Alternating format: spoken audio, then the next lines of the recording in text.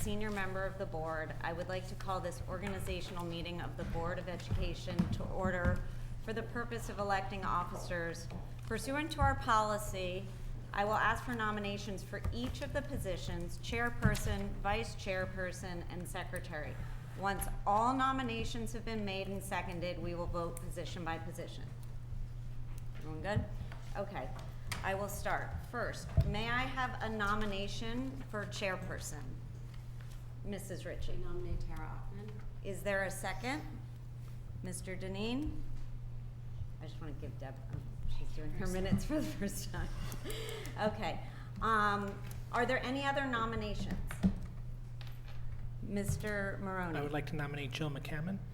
Mr. Maroney is first. Any seconds? Mr. Brown. Are there any other nominations for chairperson? Seeing there are no others, may I have a nomination for vice chairperson? Mr. Burke. I'd like to nominate Duke Deneen. Is there a second? Mr. Mr. Maroney, sorry. Are there any other nominations for vice chairperson? Seeing as there are none, may I have a nomination for secretary? Mrs. Hoffman. I nominate Mrs. Ritchie. Okay, is there a second? Mr. Deneen. Okay. So first, we're going to go in order of the nominations.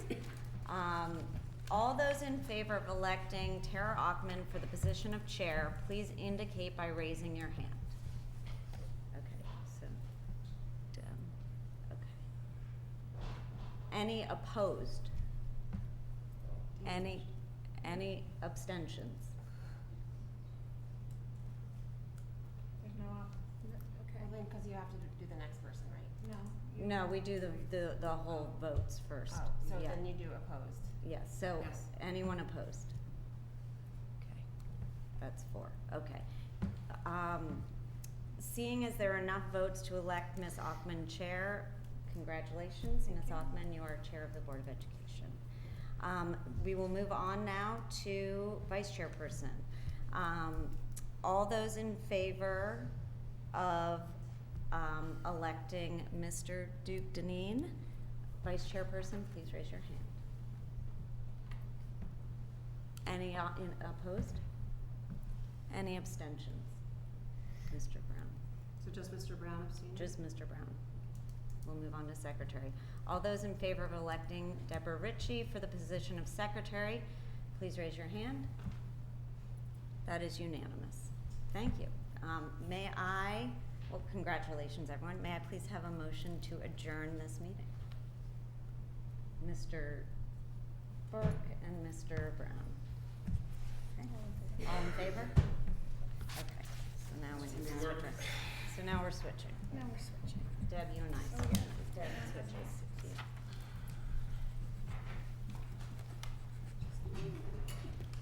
Taking it time.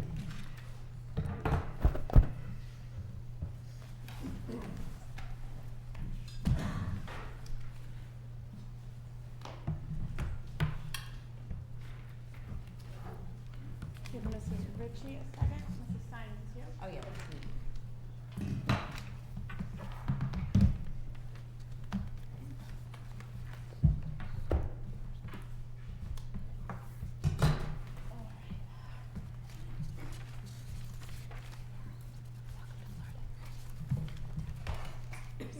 All right, I would like to call this regular meeting of the Board of Education to order. The next regular Board of Education meeting will be held on Tuesday, November 26th at 7:30 p.m. in the board meeting room. I will be quick because we have a packed house and a lot of business tonight. First, thank you to my colleagues. I look forward to working with you all this year. Welcome to Mr. Sini, who has joined the Board of Education. I think most of you know him. He has served in town for a long time, and we are happy to welcome you to this board. Thank you. And with that, I will go to public comment this evening.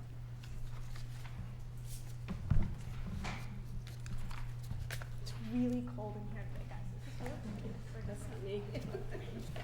So far away. Hi, I'm Julie Best. I live at 38 Red Rose Circle. I'm one of the co-chairs of CDSP. Standing beside me is Sarah Parent, the other co-chair of CDSP, 227 Hollow Tree Ridge Road. Nailed it. Sorry, I'll slow down, Deb. Remember, I'm just a beginner. 38 Red Rose Circle, And follow 227 Hollow Tree. Thank you. We are speaking tonight in support of the teachers and the teachers' contract. We're proud of our terrific school system in Darien. It's one of this town's most attractive features and a key factor in drawing new families to Darien. We have our teachers to thank for that. They're a talented and committed pool of professionals. They travel great distances. They give of their own time. They shoulder the high demands of the parents in our town, and they're providing our kids with an excellent education. We know the importance of spending to maintain assets, and teachers are a huge asset to our town and our children. We've been experiencing too much teacher turnover, and we're struggling to attract the best and the brightest. The vote tonight is about a contract between the Board of Education and our teachers. Please approve it and send the message to our teachers that we support them and we recognize their value. Thank you. Lori Olson, 16 Little Brook Road, North. I am also 16 Little Brook Road, North. I'm the co-chair of the DHSPA as well. Darien schools are critical to every aspect of the town's success. In these uncertain times with multiple negative economic indicators, the timing isn't right for the town to gamble with its teachers. A fair contract that keeps Darien Public Schools as one of the most desirable destinations for teachers has never been more important.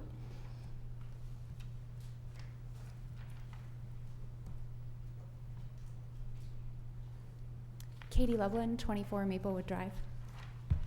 I'm the co-chair of Oxbridge PTO, and I also sit on the Oxbridge Building Committee. And I just wanted to come briefly and voice my support for our teachers as well. All of you sit in a lot of meetings, and you clearly value our education. I sit in a lot of meetings as well, as do a lot of our dedicated parents here.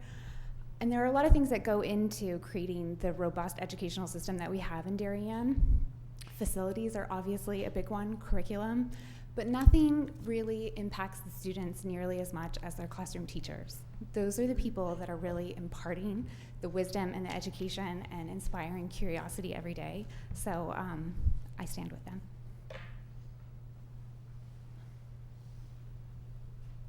Hi, I'm Ellen Abbott. I have an easy one, 117 West Avenue. I'm also the co-chair of the Royal PTO. And when we moved here just a couple of years ago, the schools were the #1 reason we chose Darien. The teachers are paramount to that, and we experienced at least one teacher leave last year as a result of a better contract somewhere else, and so we hope not to see that any further, and I'd like to express our support for the teachers' contract as well. Thank you. Seeing no further comment, we'll move on to the superintendent's report this evening. Dr. Adley. Good evening, everyone, to the staff here presenting this evening, to our parents and community members, and I see all my staff, a lot of staff members, teachers are back there. Welcome this evening to you, and also extend a warm welcome to John Senior this evening as a new board member, and he spent a full day on, literally close to a full day on orientation experiences, so welcome, John. I want to recognize the staff, the students, particularly the parents, and I should say particularly our veterans, right, for making some of those occasions particularly so worthwhile experiences for our young people. It was delightful to be able to participate in some of those experiences. We have a lot to be thankful for our veterans, and a lot to learn from their wisdom.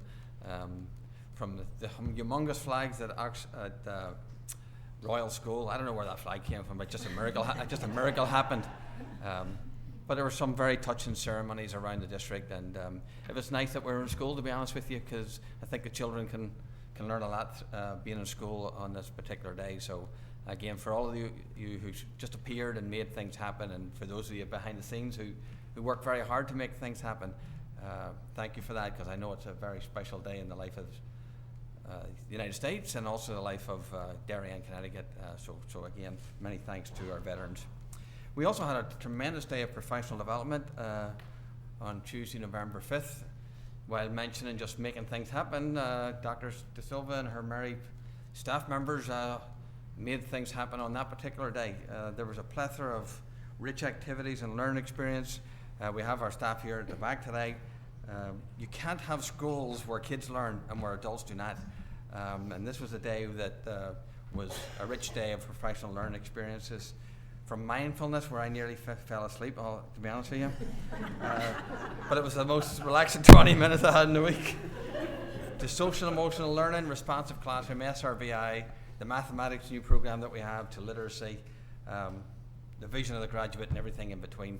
It was a tremendous day of both coherence building for board goals and also some individual choice for our teachers. So Dr. Silva, thank you. And I want to say, we just had some parents talk about the staff.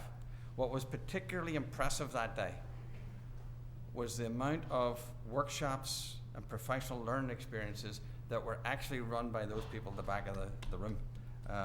They are leading the professional development in the district, sharing their professional learning experiences with their peers. There is no secret bullet for continuous school improvement, right? It's actually learning together and working together collaboratively and solving the problems together. So thank you to Dr. Sylvan and everyone else in the leadership capacity who actually presented and made that day happen. Thank you. I did want to report back to the board on some of the unfortunate incidents that we have had at the middle school and one most recent at the high school in regards to some swastikas. And I just wanted to give you a wee update of kind of where we are. On December 12th, we will be working with the National Conference for Community and Justice, and we will be holding a community-wide conversation for action. And then we'll be inviting a variety of leaders from different constituents around the community to come together. That meeting will be facilitated by NCCJ, and the purpose of that meeting will to bring people together to talk about process for going forward, how we would like to go forward. It's not that's not necessarily the decision-making group of what to do, but it's a decision-making group of how we might proceed, and that would be facilitated by NCCJ. The schools themselves continue to work closely with the ADL, and this will run parallel to those particular exercises. Oxridge continues. Katie, thank you for all the work that you do on that particular committee and for the hours that you put in. The final sort of schematic design will come to the full committee on November 21st, so that's an exciting day that will be presented to the full committee. There have been various reports. The last meeting reports were given out about the access to natural gas, cafeteria services, and the project schedule, and we're still on. It's a pretty tight schedule. The committee also discussed and charged the administration here with organising a subcommittee of the security committee, first of all, to make recommendations to the full committee. So I'll share some updates with the board regarding that. I want to just mention that a facilities subcommittee meeting is scheduled for this Thursday. I know people are interested in that progress at 8 a.m. I want to mention also that there was a variety over the last month or so of band, chorus, orchestra performances that were just absolutely phenomenal. The young people, because of the adults here, right, can excel in whatever they want to excel in, and boy, do they excel. It was outstanding, those particular performances. I also want to recognize the swim team, the swimmers and the divers. I don't know how you pronounce it down here, but I'll just say that the FCIAC, right? I mean, I don't know what. You gotta learn FCAC FCAC. real quick. Oh, there you go. Okay. I knew there was some, right? Say it again. FCAC. FCIAC. Yep. Does it sound the same the way I said it? I don't know. FCIAC. Okay, all right. I'll get away with it then. And my understanding that that's the first time since 2004 that 14, okay. And I believe now there's the Rudin team of the week is up for discussion. So if you're bored out of your mind right now, lift your voice and vote. We also want to recognise the people who made the Turkey Bowl happen, both the high school administration and also the support from the public and the boosters clubs. They go on sale to the general public Wednesday, November 20th. It's all online if you want to find out parking passes, or tickets, what you have to do. I don't want to be at the Weed Beach Paddle Tennis Hut at 10:30 or 10 o'clock on Wednesday the 20th because I'm sure it's going to be chaotic. But thanks again for everybody for making that a special occasion for our young people. The running track looks like it's literally on track, forgive the pun. It's monitored every Tuesday, and it'll be about a week and a half to 2 weeks before it's finally completed.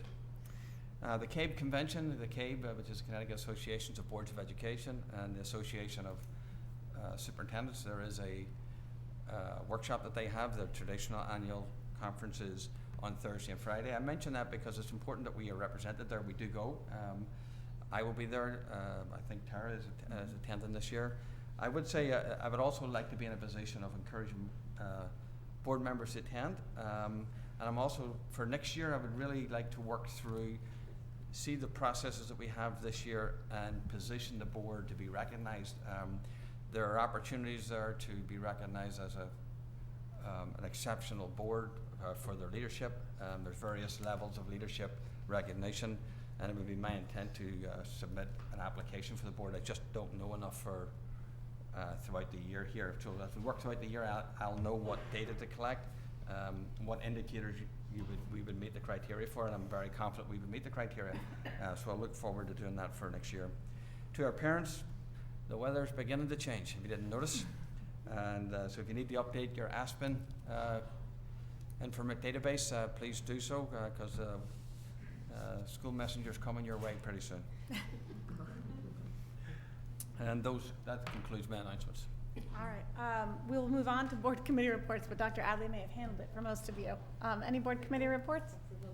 Oh, I'm sorry. I got excited. We were moving forward. It's requested that the board approve the following minutes. Minutes of the special meeting held, special meeting and executive session held October 22nd, 2019. May I have a motion? Mrs. Stein and Mr. Burke. All in favor? And that is Stein, McCammon, Burke, Brown. Thank you, everyone. Any opposed? And any abstaining? Mr. Seaman, abstention. And the minutes of the regular meeting held October 22nd, 2019. May I have a motion? Mr. Maroney and Mr. Burke, all in favor? Anyone opposed? Anyone abstaining? Okay, Mr. Seaman. Thank you all. Now we will move on to board committee reports. Are there any board committee reports this evening? Mr. Burke. The policy committee met on October 30th, but I'll waive the report now because we'll be taking up the matters that we took up later, but we did discuss later. Thank you. We'll move on to presentations and discussions. We'll have a curricula update, world language, Dr. De Silva, Mrs. Maurizio, and Mr. Hammer. Good evening. I'd like to begin by thanking the Board of Education and the community for its continued support of world language, beginning in our kindergarten program. So we know that the teaching of world language goes far beyond the teaching of the actual language, but rather allows us to see ourselves in an interconnected and interdependent world. Having been my first position as a baby teacher, a world language teacher at the elementary level, it does have a special place in my heart. But beyond that, this is really smart work that we do beginning in the kindergarten program.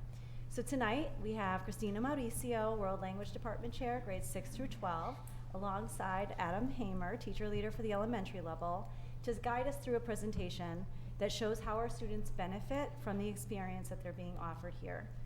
Tonight's presentation has 6 parts: vision and guiding principles of language instruction in Darien, advantages of world language study, elementary and secondary level updates, the new graduation requirements for the class of 2023, the seal of biliteracy, and lastly, the next steps in Darien Public Schools World Language Program and what we continue to study. What are you looking for? A mouse, a clicker? No, the slideshow needs to change. That's a separate slideshow. Completely distracted. And can we get it up on this screen as well? Thank you. It's on the desktop.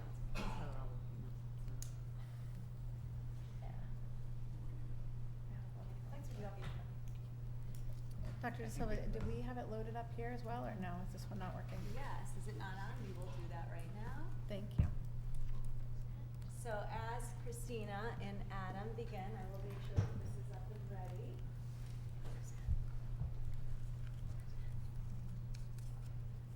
Can you put it on present? Yes, I can.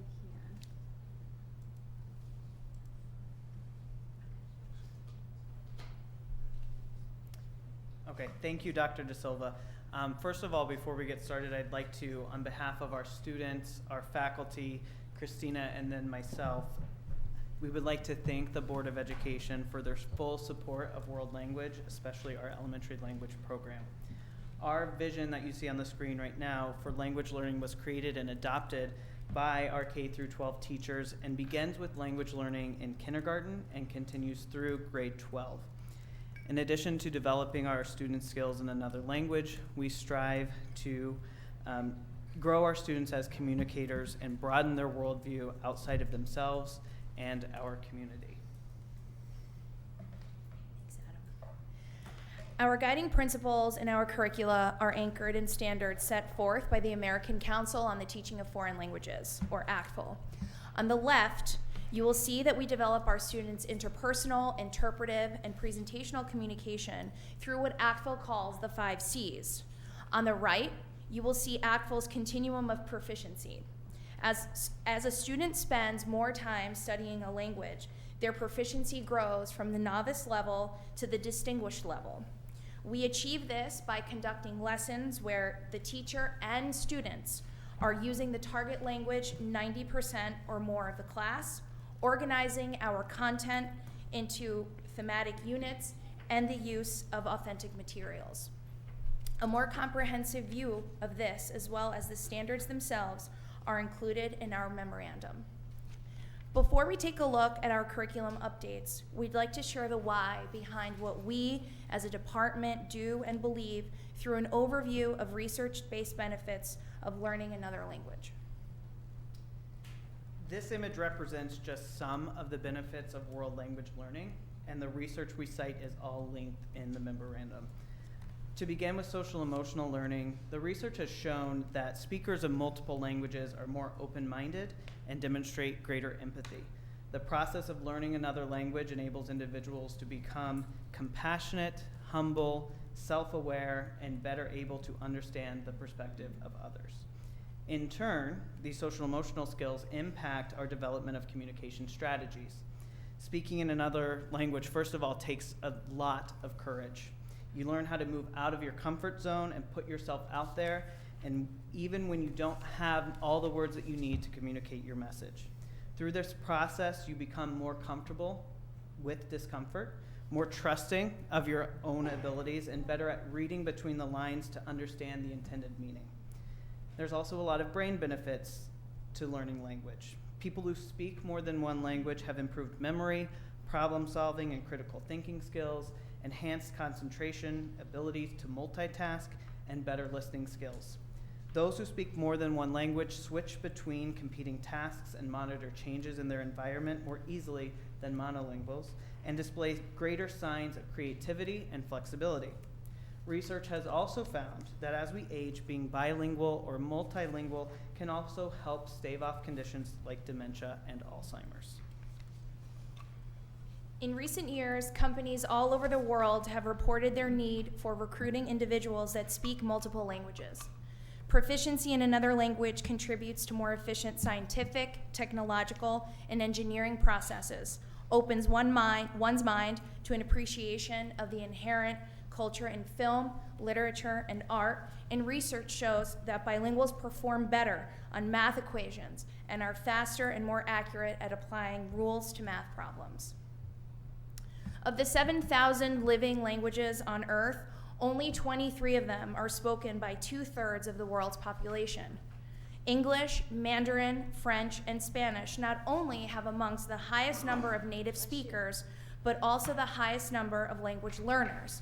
As our world becomes more globalized and interconnected, with booming economies in Africa, Asia, and the Americas, studies have shown that there is an increasing need for individuals that can communicate in and with other cultures.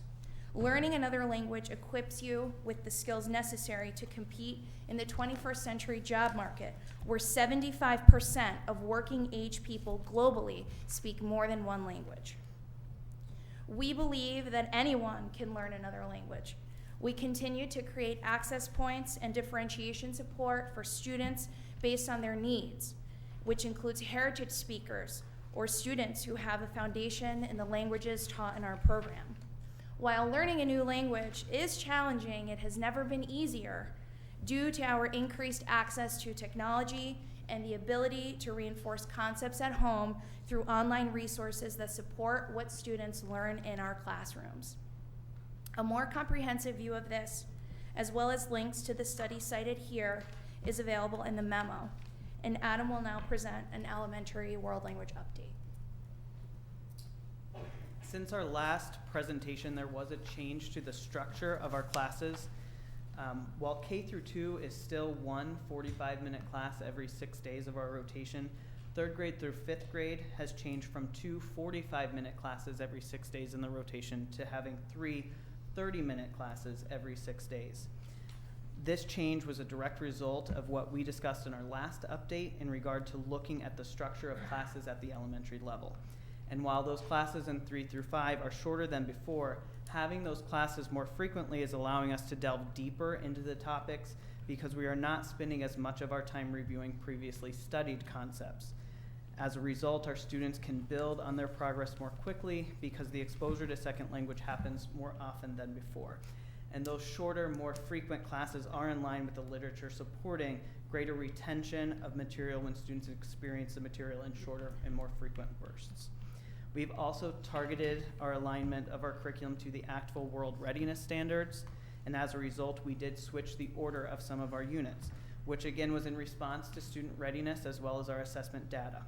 We found the change to engage more students in learning because the units better reflect the student interests as well as their readiness to learn those particular topics. We've also continued our work to further differentiate units so that we meet the needs of all students. And while we continue to differentiate learning for all learners, our focus right now is adjusting to meet the needs of an increasing number of native and heritage speakers. We want to make sure that these students remain engaged in language learning and continue to grow in their abilities. But even so, we're still continuing to look for opportunities for differentiation of product, process, and content as appropriate throughout all units, for all grades, and for all of our students. We've also added integrated performance assessments in 4th and 5th grades in conjunction with their units of study in those grades. What we found is that the IPAs are giving our students a better overall picture of where they are in terms of language acquisition, because not only are they receiving feedback from their teachers, but they're also getting an opportunity to self-reflect and set their own personal learning goals moving forward. The IPAs have also had a positive benefit for our teachers because we can now see where program-wide improvements need to happen in terms of the skills that we need to further target to build language proficiency in all of the students and help them meet the individual goals they've set for themselves. We also continue to administer Apple. We've done that for the last 3 years at the end of 5th grade, and all of the 5th graders take those. As we also talked about in our last board update, we were looking into multiple assessments that could serve sort of as a benchmark for what we hope students can achieve at the elementary level at the end of the program, and this seemed to fit our needs best at the time. If you look on there, a majority of our students are scoring at the novice, mid, or above level, which is in line with where students should be given the number of hours of study that they have at the completion of the elementary program. And with that, I'll turn it to Christina to discuss 612. Thank you. Since the last time we met, we have made several updates to our program, primarily in the areas of curriculum and assessment as a response to our Board of Education goals for last year. As a department, grades 6 through 12, but in particular in grades 6 through 8, we calibrated our grading expectations and teaching practices in order to ensure that all of our students are receiving an equitable learning experience. A majority of this work was done through our exciting year-long process of implementing learning walks in conjunction with the elementary schools. Teacher teams from Middlesex visited all 5 elementary schools and vice versa to observe classes and meet with colleagues about the day's lessons and unit plans. Together, we were able to calibrate expectations for all students and teachers across levels, and as a result, we updated our curriculum in Spanish 6, 7, and 8 to meet the needs of our incoming elementary school students, growing Spanish proficiency skills, and further differentiate instruction for all learners. We are currently in the process of updating our curriculum in French in grades 6 through 8 as well. We also made a transition from administering the Apple Proficiency Assessment to the STAMP proficiency assessment. We made the transition from the Apple assessment at the secondary level because the STAMP is not only more cost effective, but through our pilot process found that the scores students were earning on it were more reliable and representative of their true proficiency. The STAMP assessment is an intuitive, computer-based test that assesses a student's proficiency across all 4 skill areas. We use the results of the 8th grade STAMP as a way to inform our curriculum and instruction and as a measure of preparation for earning the seal of biliteracy, which I will speak about briefly. These 2 graphs represent the scores for our 8th graders on the STAMP assessment last May. My colleagues and I are very, very proud of these results, and as we can see, most of our students are in the novice high to intermediate range, the proficiency range a language learner should be able to attain after the amount of contact hours our students have by the time they reach the 8th grade. The higher scores in Spanish are directly attributed to our students' exposure in elementary school.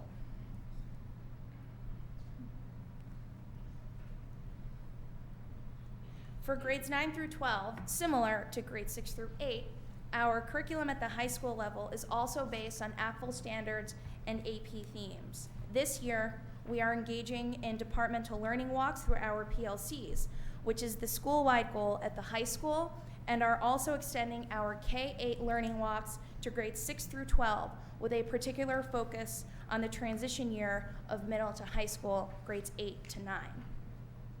Over the past 2 years, we have completely revised our curriculum in Spanish in levels 2, 3, and 4. Our units are now thematic, aligned to AP themes, and account for the exponential growth in proficiency of our incoming 9th graders due to their exposure and study of the language in grades K through 8. As part of our Board of Education goals for the 2018-2019 school year, we also studied the current placement process of our freshmen and recommend that they enter the high school program at level 3. This shift will also offer further opportunities for differentiated learning. Our curricular revisions also continue into this year. We are currently revising the curriculum in Spanish 1, French 2, 3, and 4, Latin and Mandarin 1 through 4. These 4 graphs represent an aggregate of student proficiency scores in levels 3 through levels 5 in AP in French and Spanish, and levels 1 through 4 in Latin and Mandarin.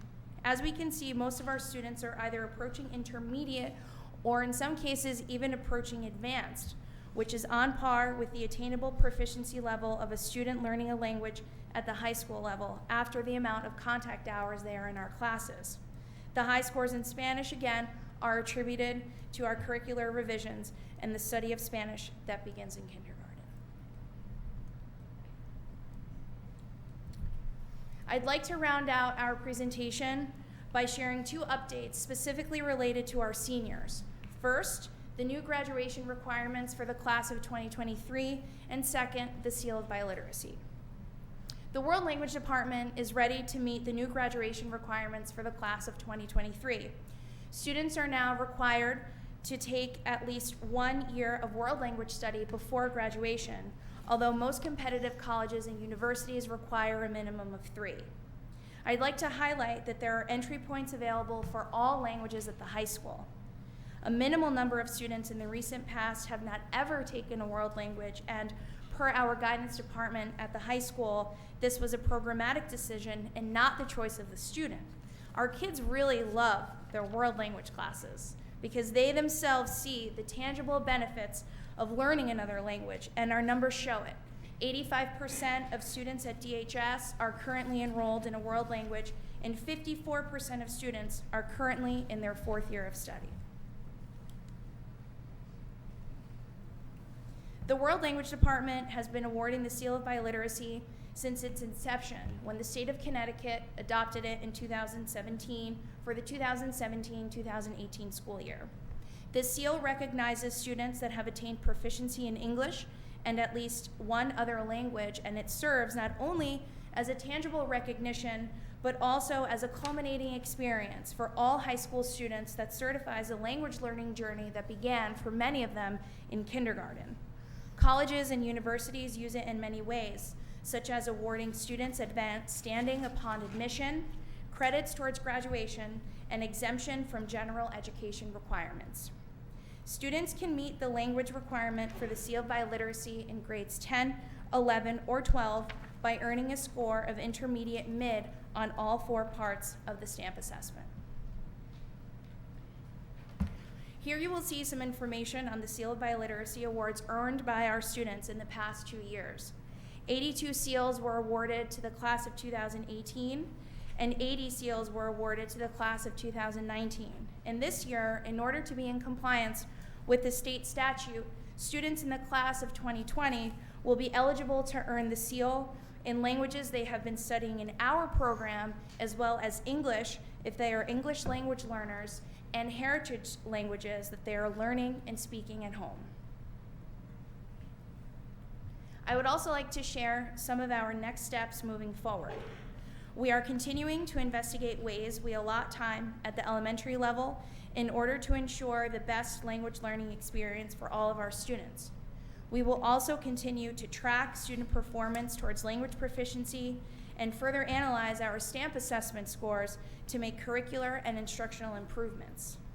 This year, we are also piloting the elementary stamp assessment, which was just released this past summer, and investigate additional language offerings such as American Sign Language, among others.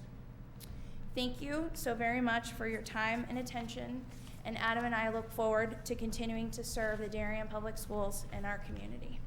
Thanks. Thank you very much. Can, board comments or questions? Mrs. Stein.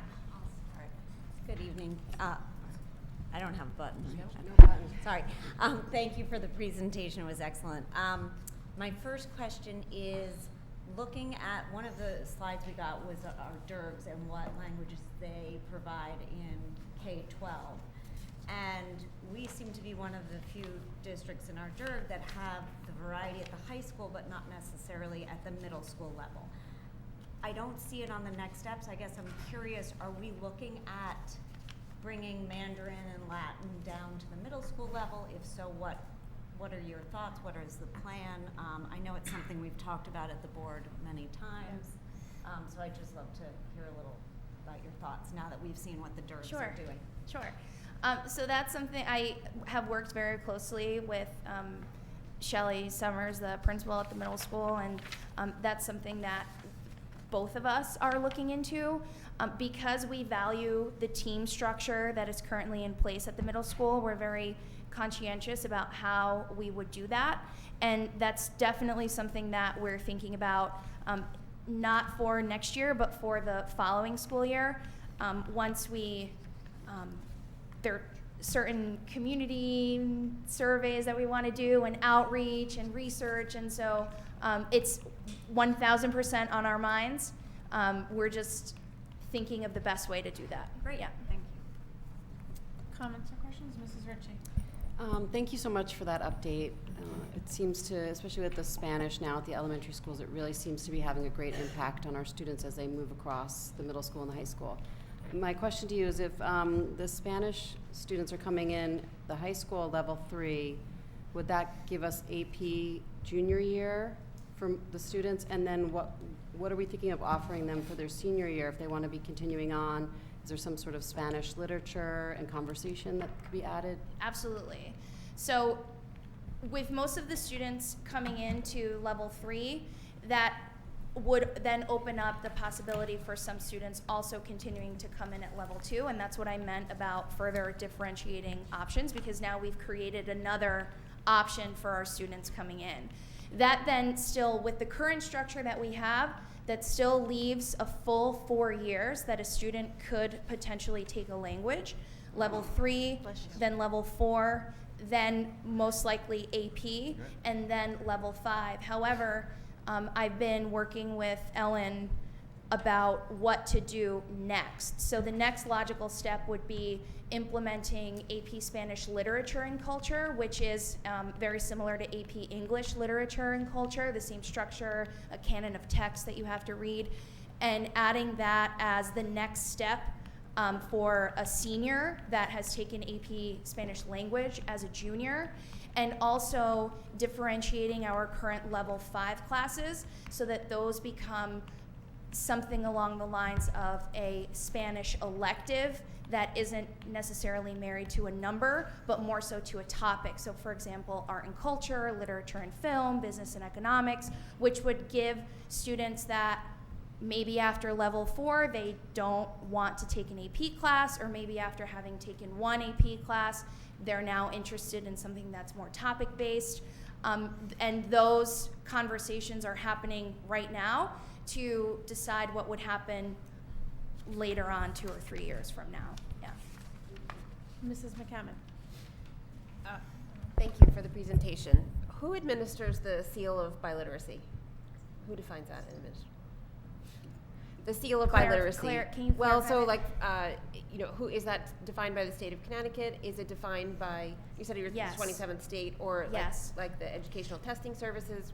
Where's that come from? So it's the Seal of Biliteracy is an initiative that was put together by several state governments. It actually started in California, and then it slowly trickled out to other states. So for example, I worked in New Jersey in 2013, and in the 2014 school year, 2014-15, New Jersey adopted it for the first time. And so as more states adopt it, more and more states continue to adopt it.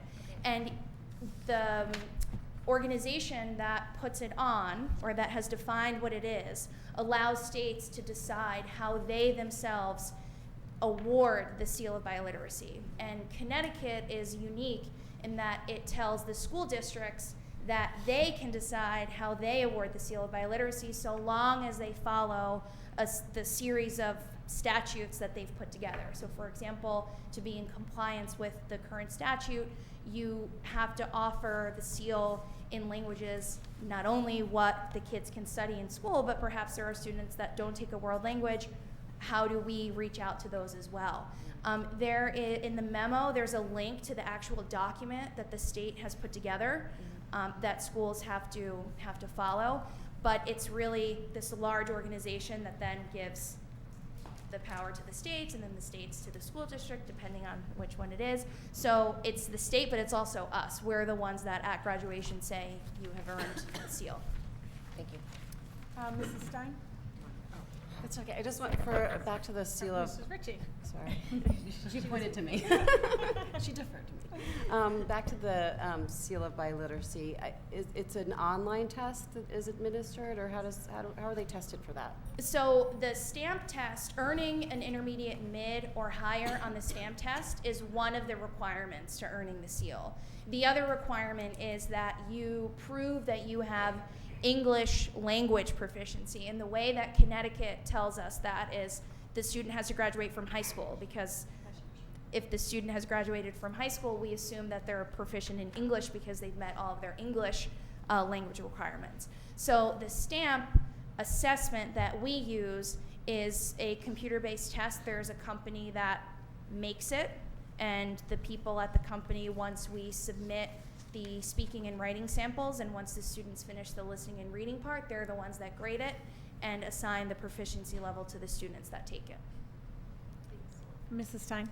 So I remember when you first started here, and one of the things you talked about was looking into opportunities for study abroad. And having just been at the freshman sophomore parent coffee where, the conversation was around the China exchange program, there was an incredible amount of enthusiasm in that room from parents for that program. And I am curious, have we thought about other opportunities to study abroad and have some kind of exchanges or immersions, and where are we on that? Yes. So it's actually funny you asked me about that, because Dr. Adley asked me about it the other day. And I've sort of put the word out to my colleagues, because a lot of us have had those experiences either ourselves or we have taken students in our previous roles. I've done it 4 times now, and it was amazing. What is interesting about that is we want to make sure that when we do come to the board and come to the people involved in the process, that we come forward with the best program available and the best option available. There are lots of things that go into that, whether it's a relationship with an individual school abroad or going on a trip through one of the many companies that are out there that provide those experiences. We just want to make sure that we're thoughtful about that. Whether, again, like I said, it's through a relationship with the school and we send the kids and those kids come here. We're thinking about it and we're talking about it, but again, very similar to the new languages at the middle school, it's when we make that choice, we want to make sure that it's the best. I'm excited that you're thinking about it. Yeah, I think it would absolutely. be great. Can you talk to me a little bit about, I'm going to go to class size, classrooms, FTEs, as we see that the real kind of entry point and choice point is the high school. And, you know, kids might say, I've taken Spanish K through 8, I want to change. Are we finding that we can schedule appropriately, staff appropriately, and have classroom space appropriately? I assume those classes, like a French 1 might be a smaller class. Yes. And a Mandarin 1 might also be a smaller class, or maybe we see a boom in that. Are we finding that we have the right staff, the right space to do this? Yes. Let me I say stumped this. ya. Let me say this. We have never not been able to offer a student what he or she needs when they arrive at the high school. Okay. And if that is from a scheduling standpoint, like, for example, there's one class of Mandarin 1, one section of Mandarin 1, and I am one of the counselors at the high school that works magic. I don't know how they do it, but they know that we're only going to run one section, and I know that there are 9 sections of English 9 and 25 sections of gym. I'm going to make sure that physical education, I'm going to make sure that student is able to enroll in that class. Okay. We've also found that with the increasing number of students that decide to change languages at the high school, or they decide to take another one, we have some students that study 2 in addition to English. Because of that, we've been able to open up other sections of courses. Okay. We actually just did that in French, French 2 Accelerated. So, like I said, we've never not been able to offer what they need. However, we're now in a situation where some of our staff members are teaching six sections. So that number is only going to increase as students continue to study the language that they're in. It's not necessarily that we're getting more students at the high school. It's just that after freshman year, they stay. They decide to stay, and those numbers continue. And then in 5th grade, where we look at our students and their assessed ability in Spanish, because that's our offer right now, do we have a benchmark goal? So we want 50% of our students, and we're happy at this moment that we're seeing, we want 50, I'm making this up, 50% of our students at the intermediate level or the novice level, and we're pleased that we're seeing 66, or were we thinking we'd see 75 and we're only seeing 66 and we're going to make some changes into our teaching and learning? Yeah, I think right now we're pleased that 66% of them are scoring novice, mid, and above. If you look at that cone about how their proficiency levels progress, once you get into like the intermediate level, you're there a very long time. That's why the stamp to reach the seal of biliteracy is still just intermediate mid, because there's a lot that happens in that intermediate range. I will say some things that aren't in those Apple results when you just look at a percentage is, you know, we're happy with those, but we have to also remember it's one day and one test that those students are looking at and kind of thinking about which level they're at. So we want to be a little bit careful by saying all of them are going to be at this certain level, because what happens in the elementary is a student might just begin Spanish in 5th grade as they've transferred from another district.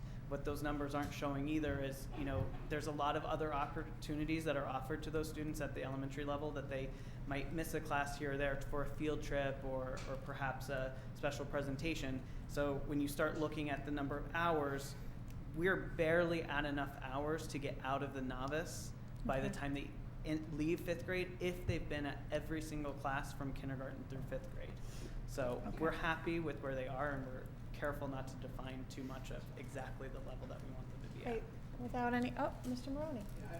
A follow-up to that question is that we're at 66% now. What is our trend on that number? Has it climbed over the last 5 years? Has it remained stagnant? Where are we going? It has climbed, but we also have to remember that last year was the first year of students completing all 6 years of our program.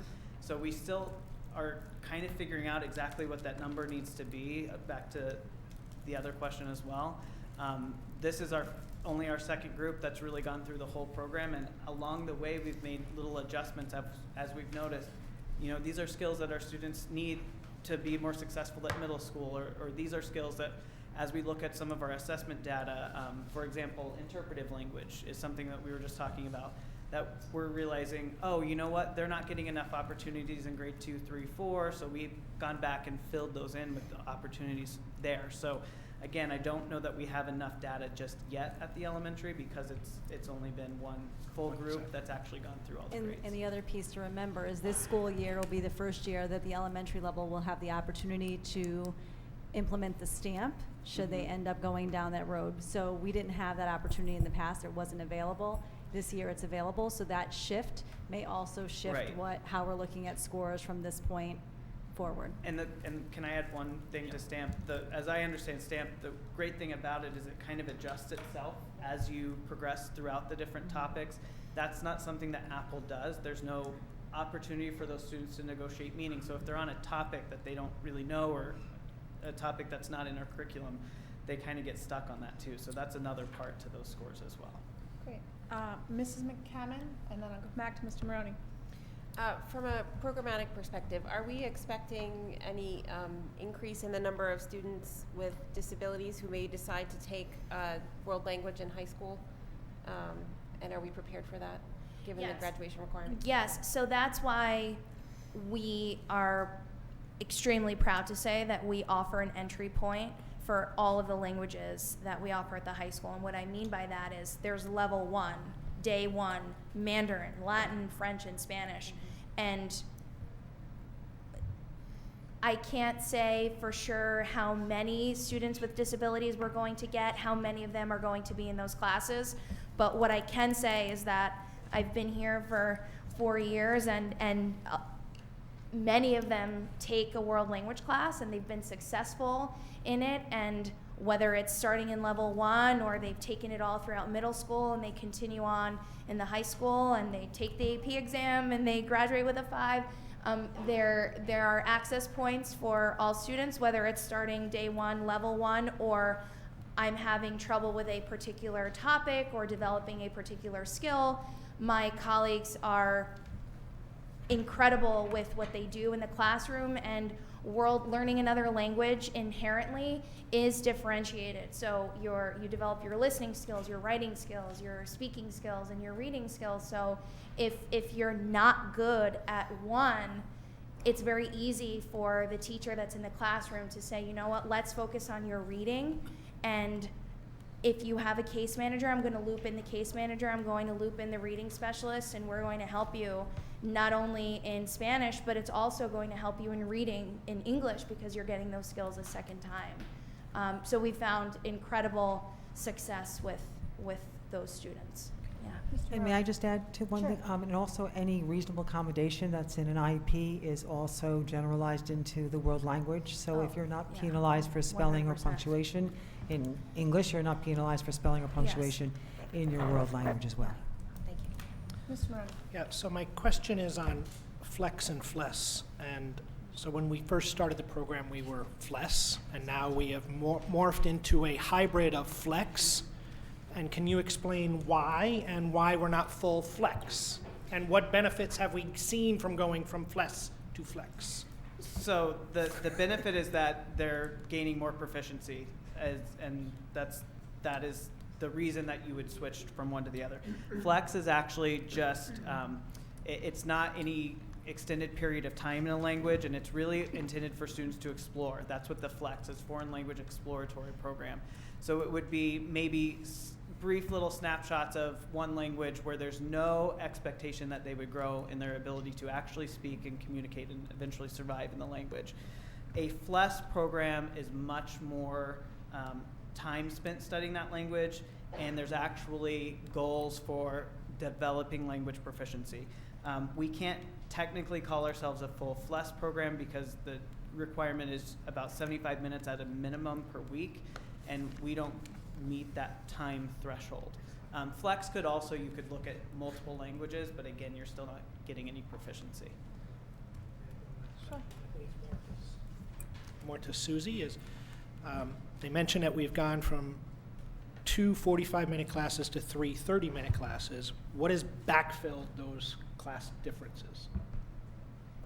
Can you clarify what So you now mean we have by 15 minutes that we don't have anymore, right? Because So- you have 3 30 classes. It's still the same 90 minutes, but Correct. what else has changed? So something has changed from a 15-minute or hour and a half, whatever it is, to So nothing really has changed, just the teachers and principals and alongside with me just changed the structure of the schedule. So they may have had a 45-minute segment of world language first thing in the morning.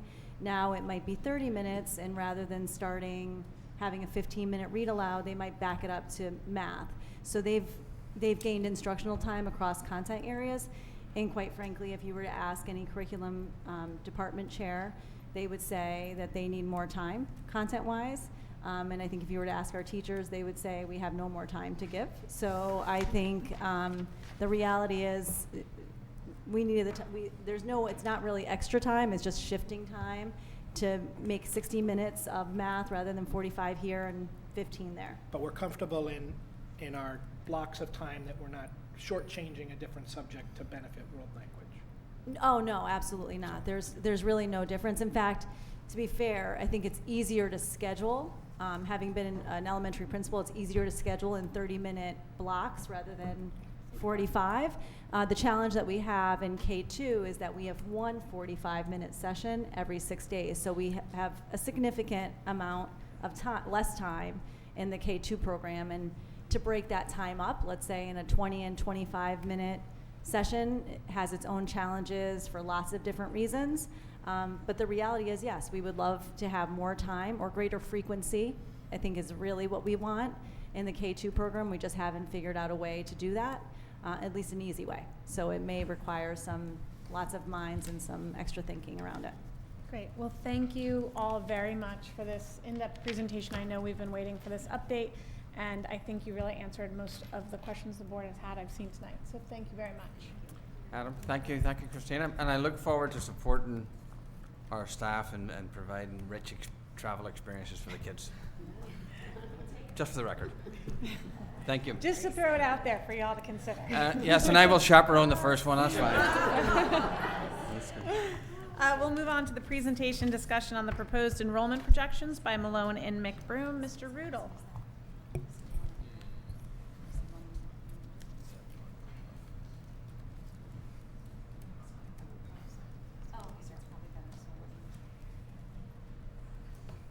And guest. Mr. Rudel, you can introduce your guest. So we do have a representative from Malone and McBroom, Ms. Rebecca Agar. I hope I'm pronouncing your name correctly.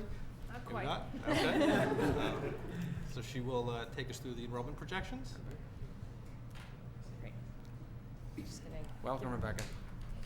So, for the record, my name is Rebecca Auger. I'm an associate and principal planner with Malone and McBroom. Mike Zuba apologizes he couldn't be here tonight, but I will walk you through our updated enrollment projections as soon as we can get them up. Okay. Would you mind spelling your last name for me? It's A-U-G-U-R. Thank you. All right. All right, so quickly, for an overview of what I'm going to talk about tonight, we're going to look at the performance of the projections we prepared last year and your actual enrollments this year, go through some updated key trends in demographics, housing, and the economy, and the enrollment, and then provide the actual enrollment projection update. So I apologize, this is rather small on the screen, but the enrollment projections we prepared last year, we prepared a low, medium, and high model. We recommended the medium as the best fit. It was about 1% low for your total K through 12 enrollment, actual enrollments of October 1st of this year. The high model was also slightly low at 0.3% for the total K through 12.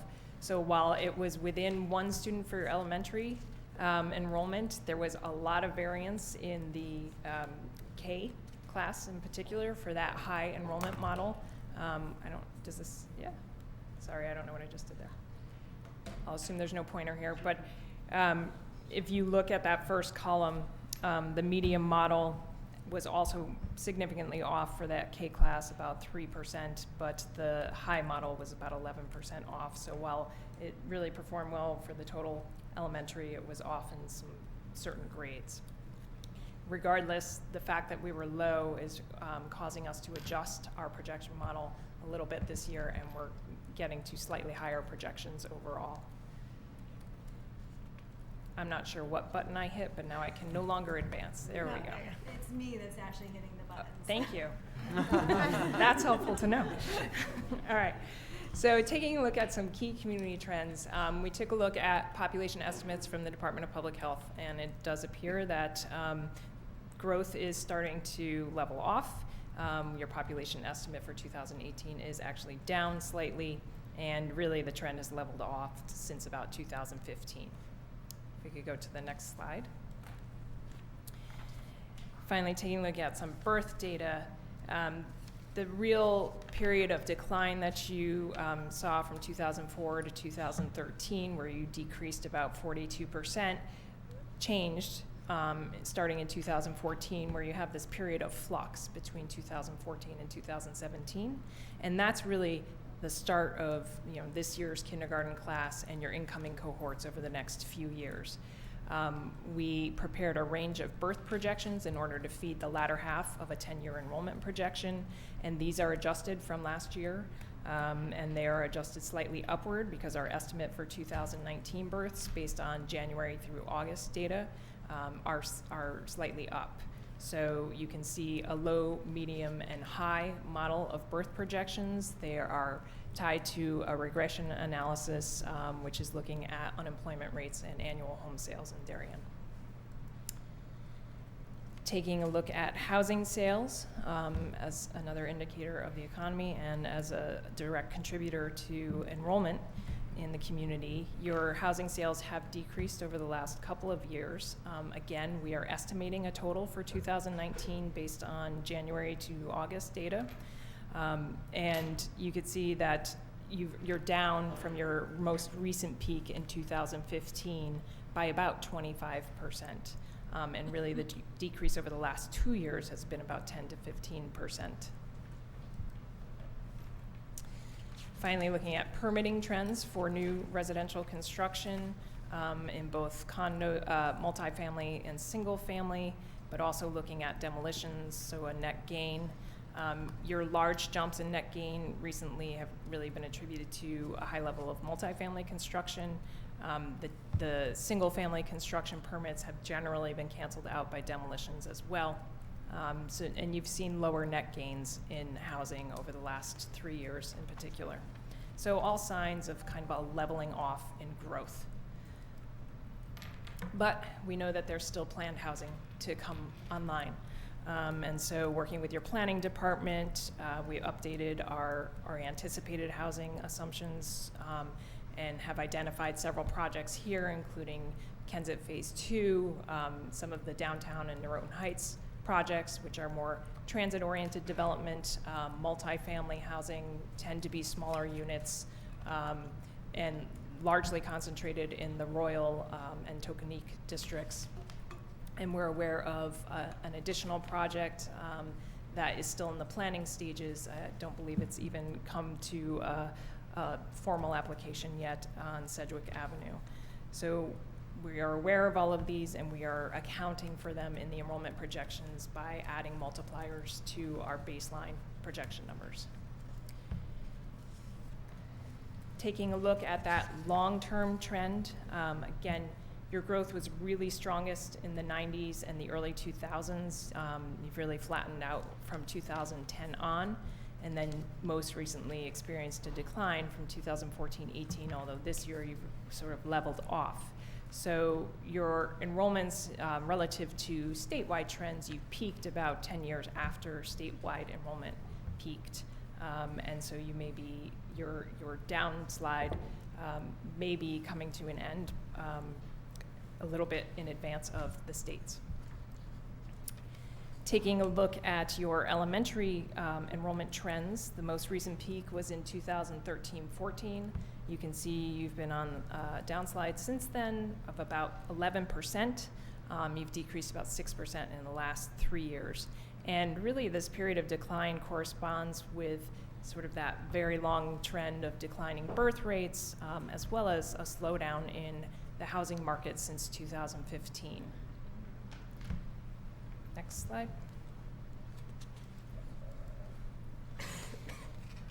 You also can see sort of a cumulative effect of smaller cohorts entering your system over the last 3 years. So this is just enrollment in your elementary system, color-coded by the size of the cohort within each grade grouping. And you can see more reds, oranges towards the bottom of the screen.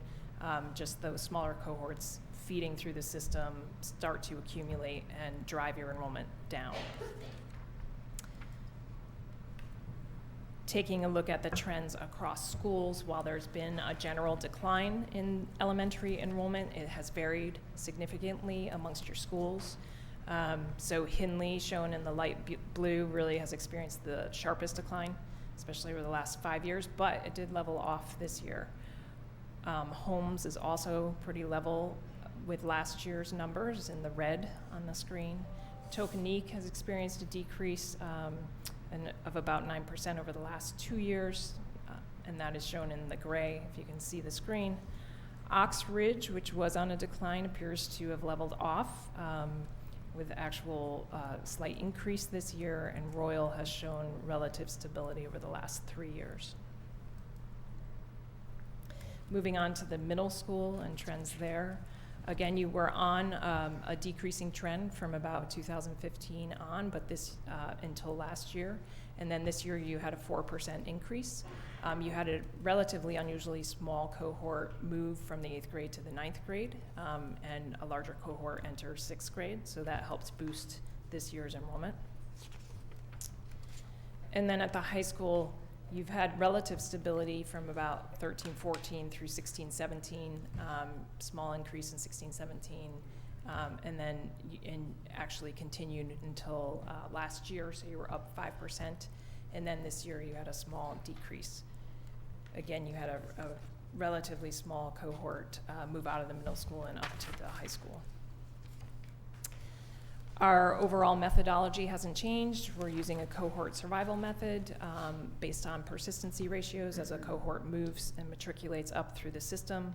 The persistency ratios account for a variety of factors, including changes in the housing stock, characteristics, the market and economy, as well as student transfers in and out of the system and mobility within the community.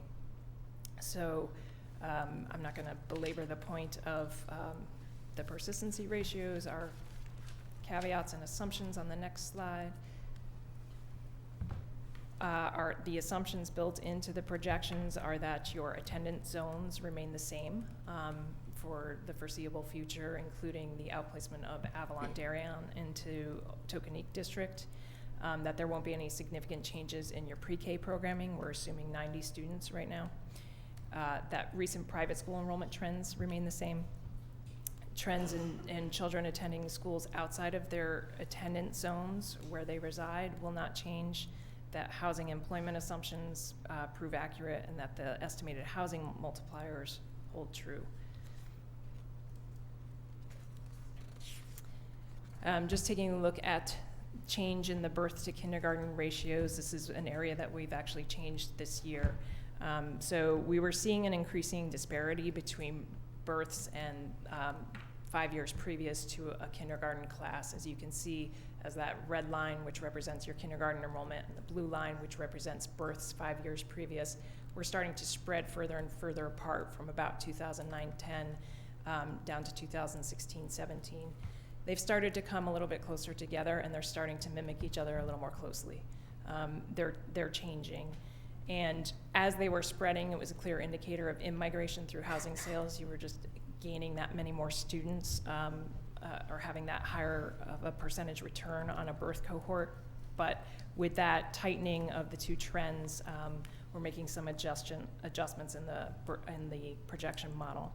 On the next slide, you'll see the actual numbers behind those trends in the far left column, where you were experiencing just growth, continued growth in what's called the birth to K ratio. Again, it's just a percentage return on that birth cohort that shows up in your kindergarten class, where you went from a 1.23 or 123% in 2008-9 to a high of 176% in 2016-17.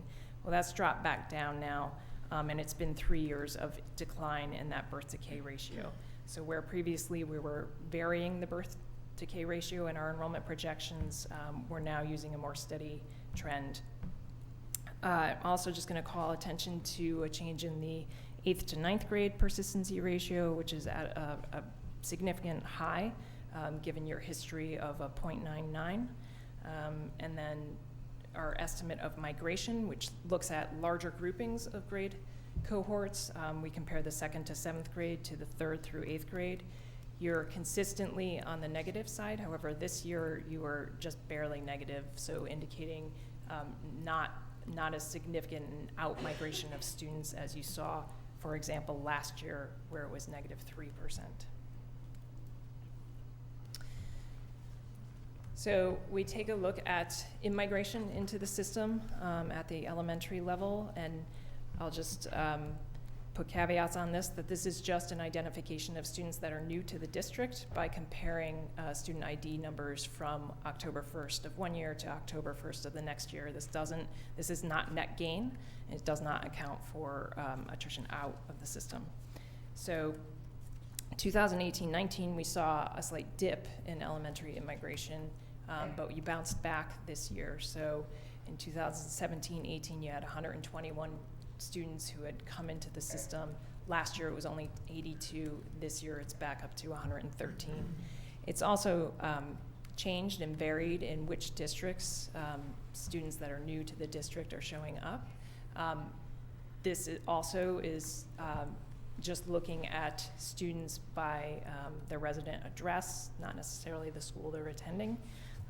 But we saw a rise in Oxbridge, as well as at Hindley.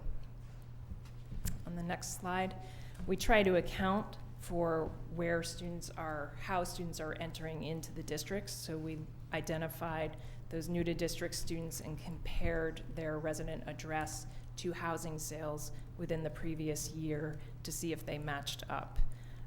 And what you can see in the far left column is just the total number of students that did match up to a housing sale in the previous year. So you had 63 elementary, 12 middle school, and 3 high schoolers. And then broken down by the elementary school on the right-hand chart, and broken down by grade. So the indicators here are that you do bring in students, particularly at the elementary and middle school levels. And again, Hindley and Oxbridge jump out this year as having more students come in through housing sales. And about 35% of the new to district students that we identified were tied to home sales in grades 1 through 5. It's about the same rate as last year, actually. So other ways that students can get into the system are through rental housing or transfers from private schools, or other housing arrangements.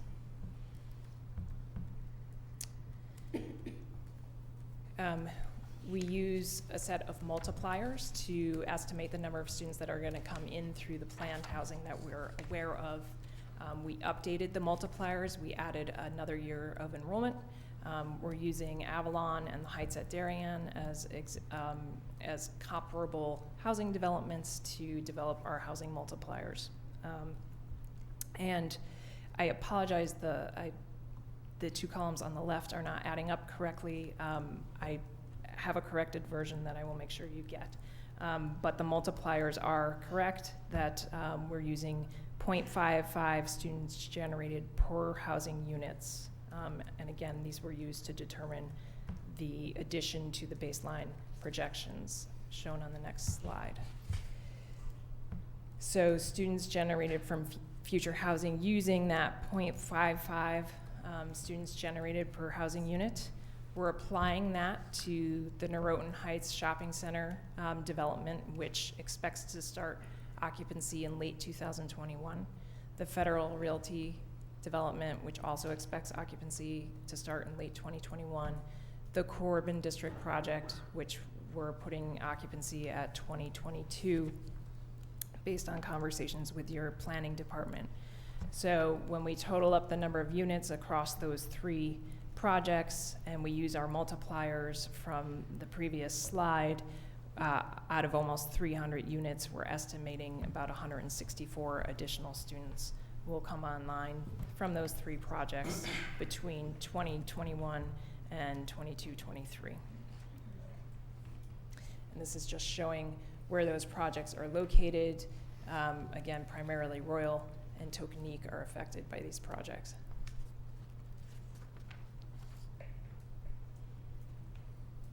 So we've once again prepared a low, medium, and high set of projections where we're varying our assumptions on economic indicators, birth projections, and the persistency ratios that we're using. So the low growth assumes a slowing of the housing market. The medium growth is really a continuation of current trends, which is still a strong economy, but a stable housing market, not one that's on an increasing trend. And then the high growth model assumes a return to more increasing trends in terms of the housing market. Again, no change to our assumption on the pre-K level, and our housing multipliers were updated and have been applied to all of our projection models. So our medium projections, which we are again going to recommend because they align with the most current trends, project a slow decline in your total enrollment over the 5 to 10 year horizons. Over 5 years, we're projecting K-12 a loss of 1%, and out 10 years, 2%. And you can see it broken down by K-5, 6, 8, and 9, 12 there. But we are providing the low, the medium, and the high for you to use for planning purposes. So on the next slide, you will see our detailed low projections, where here the decline out 5 years is about 3% for K-12 and about 8% or 9% overall out 10 years. The medium projections, again, are the recommended model. They're slightly more positive than our medium recommendations from last year in terms of the amount of loss across the board in K-5, 6, 8, and 9, 12. And then the high projection numbers are also provided where we're showing an actual increase. K-12, about 2% out 10 years. For the 5 year projection horizon, it's a 0.4% increase, so relatively stable. So next year's projected enrollment is a decrease of less than 1% for K-12. Very, very minor decrease at the elementary level, so really stable. Increase in the middle school as you have larger elementary cohorts that will matriculate up, and a very slight decrease at the high school level. Over the next 3 years, the elementary schools projected to decrease about 1.5%, and then more decreases at the middle school and an increase at the high school. These are all, again, slightly higher than our previous projections. And on the next slide, we have the elementary school projections broken down. And again, these have been revised slightly upward, and we're providing the medium model. I'm going to ask that you go to the last slide, actually. And I know with your project at Ox Ridge, you'll be particularly interested in those numbers. Within the 8 year projection window, we are projecting Ox Ridge to be up with a peak of 423. I believe the peak that was within the 8 year horizon for the projections we provided last year was around 390, so it is up from previous projections. And with that, I'd be happy to take any questions. Thank you. Mr. Sini, it's fair that you get to go first on this one. I'd love to know if you looked into the apartment type distribution amongst the new projects versus Avalon Heights. Avalon Heights have 3 bedrooms. The 2 new ones have 1 and 2 bedrooms. And so, have you made any adjustments in that 0.55 factor based on that? We didn't make any adjustments, so those are conservative multipliers that we are adding. We are aware of the differences for most of the projects. Some of the planned projects we weren't able to get bedroom splits on yet. Any other questions this Okay, evening? just one follow-up. If you were to just focus on 1 and 2 bedrooms and not 3, what kind of differential could, if you went with not a conservative estimate, but an average estimate, what would that change to 0.33 or something like that? Or it could even be in the 0.2s. Thank you. Mr. Steeney, if you sit forward, or else they're Oh, gonna come out of the booth and yell it at me. Not yelling at you. Understood. Any other board questions? Mrs. McCammon. First, I have a comment. I just would love if we could explicitly send this to the other boards in town. I think it'd be nice for them to see. I'd love the Board of Finance to see the economic assumptions, P&Z to see this, Board of Selectmen, since they serve our town. So I think I know they can come and look, but if we could push it out, I think it'd be great.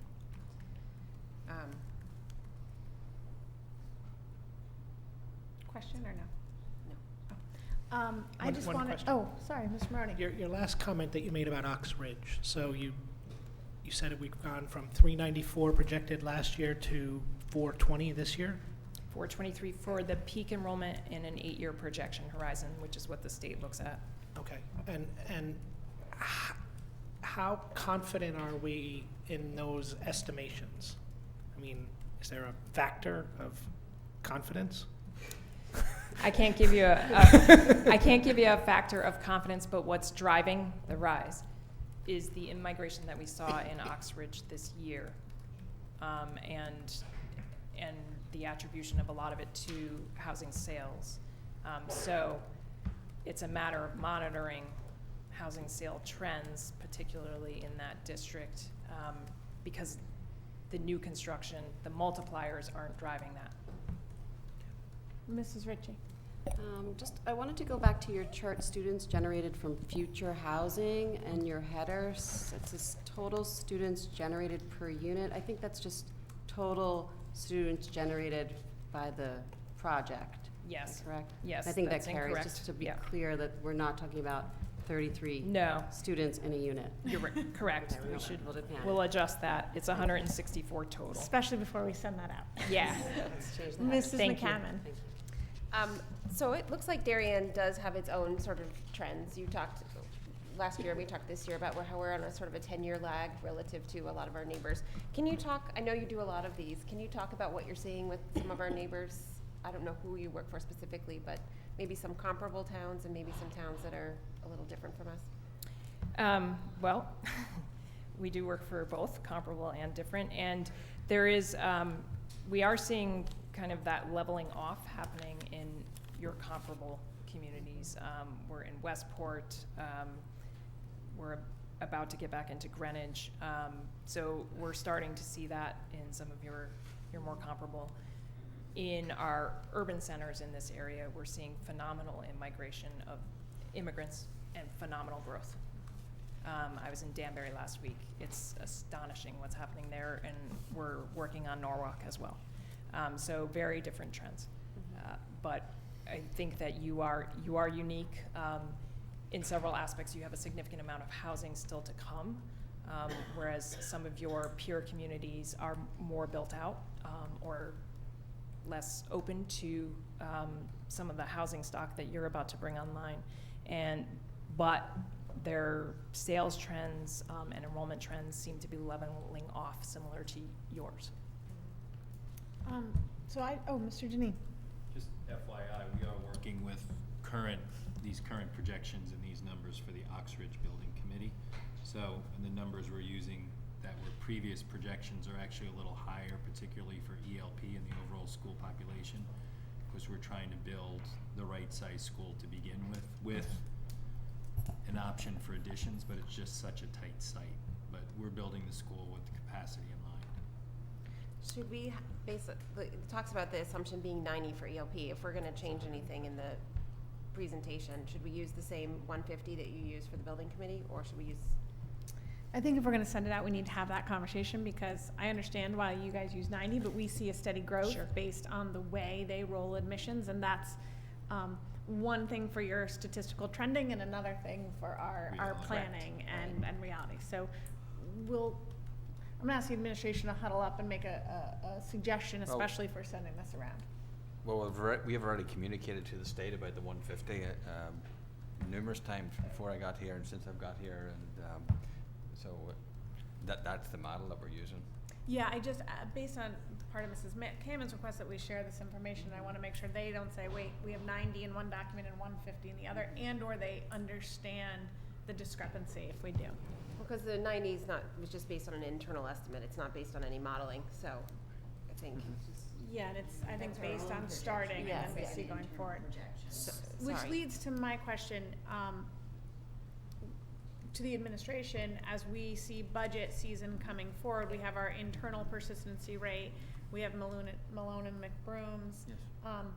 I imagine all this will be factored in when we see the budget and the Yeah. implications. So right now, we can see we have an extra, don't quote me, but you can quote me, that there's an extra section, potentially at Token Egg. We're sort of pushing the boundaries of the guidelines of class sizes, between 2 and 3 short, just gone over those. So that's the sort of conundrum in the planning we gotta accommodate at the minute. All right, any other board questions? Thank you for this very Thank detailed report. Appreciate it, and thank you to the administration for ordering the Thank you. report. I'd like to move forward with the discussion and possible acceptance of the contemplated gift from the Royal School PTO. Dr. Adley? Yes, I'm pleased again to bring another request from our PTO. Garen is our principal. Garen Mullen, Dr. Mullen, I want to say thank you. If I may say, you've done a terrific job since taking over this year. Thank you. And I was able to go over to the site to see where this is potentially going to be located. I have to admit that I had to look up what a Gaga pit was. But once I found out, here we are. So we're really excited. Our PTO came to Natasha and I with the idea of gifting us with a Gaga pit for our playground at Royal. And while we have a fantastic playground, we always want to expand our opportunities for play and social opportunities for kids. And 2 of the other elementary schools do have a Gaga pit. They have had great success with the kids having a lot of fun. These are things that they have experiences with sometimes at camp over the summer, and kids really like them. The reason that the price kind of led us to this moment is that the PTO has been wonderful enough to explore this nice composite lumber build so that there isn't wear and tear, that it does withstand kind of weather effects, so we can leave it out all year round, and it won't have any of the effects of just regular wood or lumber pits or some of the kind of plastic ones that just kind of click together. So we would love to be able to accept the gift and put this in place over on the Royal Playground. Great. Any questions on this gift this evening? All right, so may I have a motion to accept the contemplated gift from the Royal School PTO? Mr. Burke, seconded by Mr. Sini. All in favor? That is unanimous. Thank you. Thank you for your generosity, and thank you. We hope all the Royal School kids enjoy. Thank you. Thank you very much. I appreciate it. Thank you. We will move on to the first reading and discussion on the proposed revisions to Board of Education Policy 9310, Meeting Conduct, and 3050, Budget Process Procedures and Line Item Transfers, and the proposed new policy 5820 on the application of sunscreen in school by students. We'll take them individually. Mrs. Sion and Mr. Burke. Okay, thank you, Madam Chair. As I said earlier, we met as a policy committee on October 30th. All members were present to go through these items. I'll go through them on the agenda order as opposed to the memo order in your packet. So starting with 9310, meeting conduct. If you go to the second page of that document, you'll see the revisions or proposed revisions. Under public address, section B, you can see where we eliminate the language limiting the topics to be brought up at public comment. There was agreement among the committee that this was a positive step, as it also is really in line of what our practice had been previously.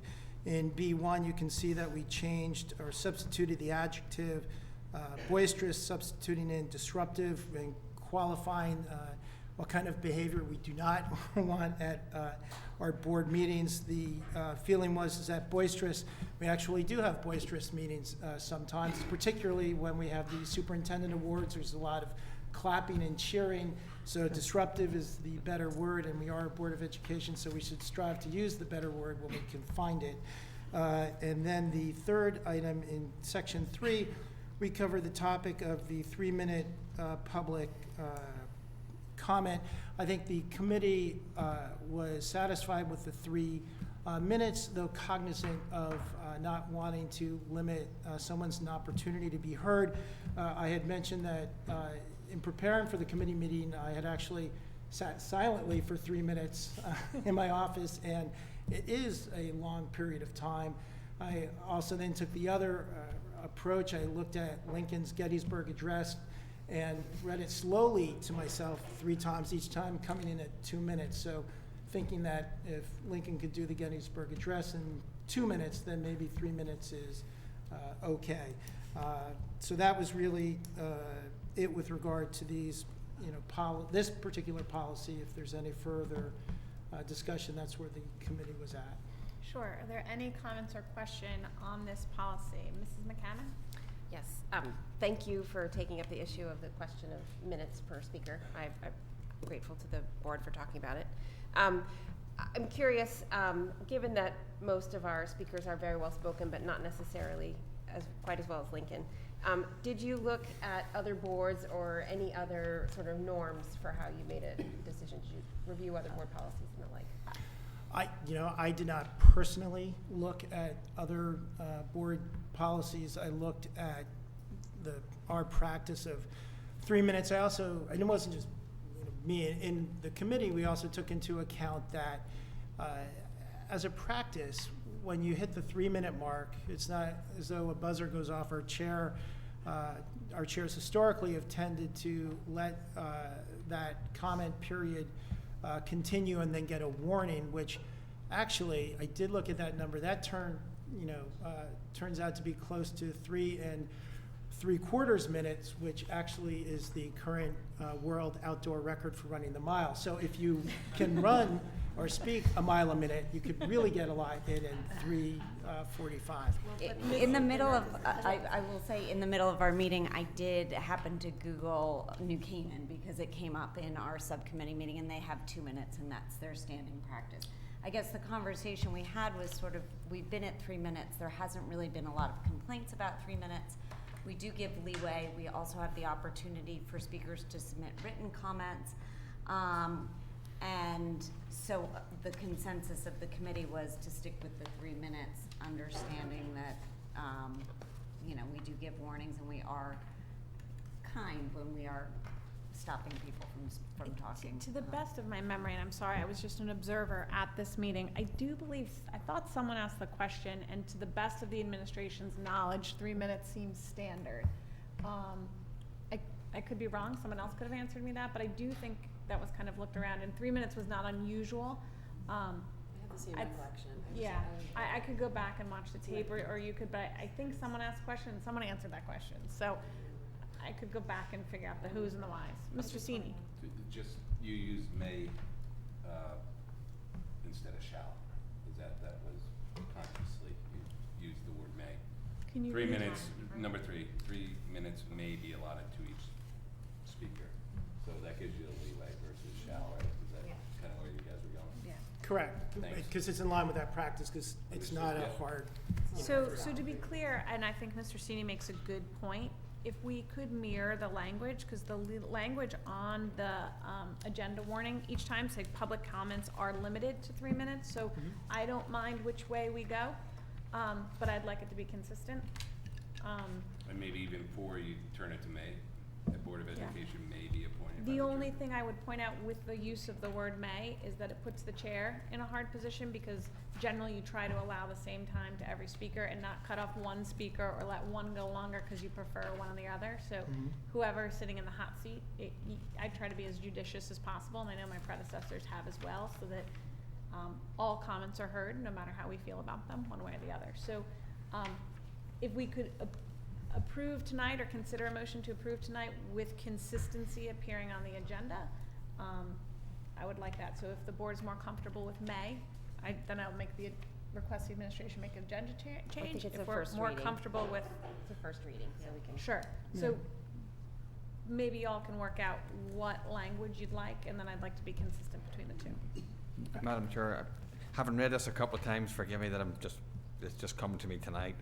I don't know if there's any sense to replace the public address with public comment, but because I don't know if there's confusion with that or not. If there's not, that's fine, but Let's do consistently again. When we see the next revision, public comment is what it's referred to, at least colloquially, so it should match in the, policy. So I see So Mrs. change Sion address to- taking notes. It'll be public comment in the policy. Yep. And then, you can work out the language of may or is limited to. And bring that back next time we see this. Very well. Mr. Brown? Sorry, but if we're gonna get hung up on May, does this mean the chair can strike anybody down from speaking if they don't wanna hear from them? Or No. somebody has a right for 3 minutes, whatever they get up to say? No, they have a right to speak up to 3 minutes, but Okay. they don't have to stand there for 3 minutes if they don't want to. And if somebody comes up we don't wanna have, we still have to let them go? Yes. Okay, just Yes. clarifying. There's no judgment on public comment. Public comment is received, free speech is respected. But I think it's good to be consistent between the two. Okay, so if we have no more comments on 9310, if we could move on to, what are we on, budget? 3050? 3050, budget, So, board budget procedures is- and line item transfers. Any comments or questions? Or we So all- basically, in that, and the revisions are on the second page, we have budget categories, and Mr. Ruddle had suggested that we go with the initially the eight categories that you see on the document, short of revenue, which is consistent with state practice. It's also what's done in Weston, Westport, New Canaan, and Norwalk. And then the addition of revenue to make that 9 categories, the feeling being that we're a little bit different than some of the other communities in that we have various sources of revenue, so that would be appropriate. The feeling that the committee was that since these budget categories for transfer, it's a ease of use, for our administration, and has nothing to do with transparency. There was really no great concern about making these changes, and the sense of the committee was to approve them. Our finance chair was there and had an opportunity to speak and be heard, who's now sitting here. And so if there are other questions at this point, Rich can also speak to the motivation behind the changes, but we heard it all at the committee and thought it was a necessary and proper change. Any comments or questions? Okay. All right, and then we'll move on to the proposed new policy 5820, the application of sunscreen in school students, in school by students, and I never thought I'd be reading that sentence, but please, Mr. Burke. All right, there was very little comment or question at the committee level. It's pretty self-explanatory. The idea being that 6-year-olds, if they have parents who have submitted the proper documentation to the elementary schools, ought to be able to apply over-the-counter sunscreen before going out to recess, and the committee had no problem with that. Okay, any comments or questions on policy 5820? All right, so we look forward to those coming back next meeting. We will move on to further review and possible action on the proposed 2020-2021 budget calendar. Dr. Adley. This you have seen before, but since then, the Board of Finance has solidified some dates that have just been entered into this calendar. There's still, I believe, a date still to be determined. Whether we need that date or not remains remains open, I believe. But the dates have been populated from the Board of Finance's communication. Okay, are there any comments on the budget calendar? Mrs. Ritchie? I'm hearing from the RTM that the 14th might be a tight turnaround for them to come and present to us. So I know there's a TBD, but I think we should possibly add a January 21st, push the RTM to January 1st. We can, and we go through this every year. When we push it, it gives the administration a short turnaround. I think the TBD, we exercised the need for it last year, and that's why I think we've given the RTM the optionality of coming either, but it is up to the board if they'd like to move it one way or the other. I don't feel strongly. Any board thoughts on that? Because we will hopefully approve the calendar tonight. So Deb, they're saying between the 4th and the 14th is too short from because the they don't have time to presentation, meet. they usually typically have 2 meetings between the full day presentation and when they come to us with their questions and comments, and feel that that's a tight turnaround, not possible to get those 2 meetings in. So does the administration have feelings if we move it to the 21st? But that would just be a special meeting with the RTM? No, so we TBD, usually sometimes we need that extra Monday, that extra Tuesday to go through budget issues. And so I think what Deb's saying is, do we want to solidify that and put the RTM on that date? Well, they currently are on there for that date, so I'm just suggesting that we should add the 21st to the calendar. Instead of TBD it. Instead of TBD, that we should have that on there. And that gives them the option, if for some reason they can come in on the 14th, they could. And but so we will clarify with the RTM, this is not both nights. Y'all get to pick a night. One or the other. But I am fine un-TBDing that because we typically do use that. If for any reason there was a need not to, we could cancel it. So, do you want to make a motion to do so? Or I can make a motion to approve the change on the budget calendar to January, take away the to be determined on Tuesday, January 21st. We'll make it January 21st and then eliminate TBD, because there's no date there right now, I don't think. That's fine. Okay. Anyone want to second that motion? Mr. Burke, all in favor? That is unanimous. Oh, that was my motion, sorry. And we'll just get another Tuesday with each other during that busy season. And then may I have a motion to approve the budget? I have a question. Yeah. Sorry. The budget January 4th, is that have to be the order that we go through, or is that adjustable to change?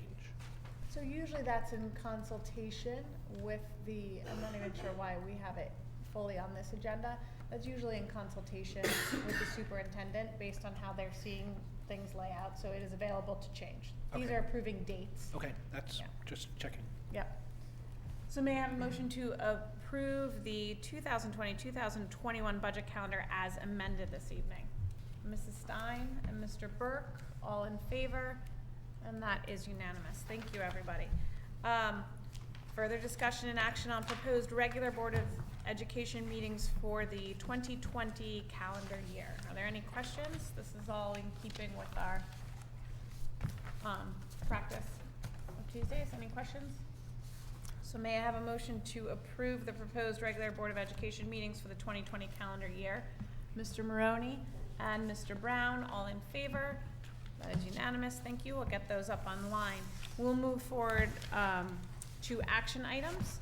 First, we have the contract between the Darien Board of Education and the Darien Education Association. It was a great discussion and a great process with our teachers. So may I have a motion to approve the contract between the Darien Board of Education and the Darien Education Association? Mr. Burke.